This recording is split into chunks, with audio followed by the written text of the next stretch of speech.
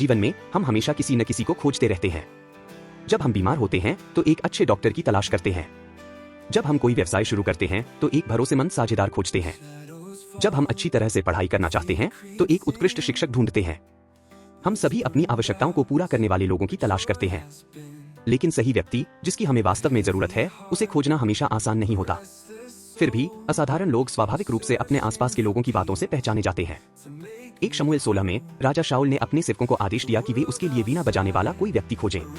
तब एक युवा सेवक ने शाऊल से कहा, दाऊद न केवल वीणा बजाने में निपुण है बल्कि वह साहसी, एक योद्धा, प्रभावशाली वक्ता और सुंदर भी है। लेकिन सबसे महत्वपूर्ण बात यह है कि यहोवा उसके साथ है। इस युवा सेवक ने दाऊद की केवल प्रतिभा ही नहीं बल्कि उसके चरित्र और सबसे बढ़कर यह भी देखा कि परमेश्वर उसके साथ था। इस कहानी से हम दो महत्वपूर्ण बातें सीख सकते हैं। पहली बात, हमें दूसरों में विभिन्न योग्यताओं को पहचानना सीखना चाहिए। अक्सर हम लोगों का मूल्यांकन केवल एक गुण के आधार पर कर देते हैं, लेकिन प्रत्येक व्यक्ति में अनोखी प्रतिभाएं और छिपी हुई क्षमताएं होती हैं। इन योग्यताओं को देखना और स्वीकार करना महत्वपूर्ण है। दूसरी बात, हमें यह याद रखना चाहिए कि ये योग्यताएं परमेश्वर से आती हैं।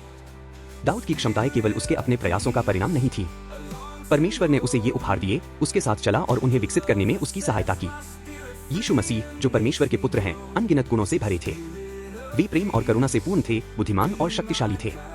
उन्होंने बीमारों को चंगा किया, पापियों को क्षमा किया और परमेश्वर का वचन सिखाया। यीशु ने हमेशा यह दिखाया कि वे पिता के साथ हैं। जब हम यीशु से मिलते हैं तो हम अपने जीवन में परमेश्वर की उपस्थिति का अनुभव करते हैं और हमारी योग्यताएं बढ़ती और विकसित होती हैं। हम सभी ऐसे व्यक्ति बने जो परमेश्वर के साथ चलते हैं और पूरी तरह से उनके उद्देश्य के लिए तैयार हैं।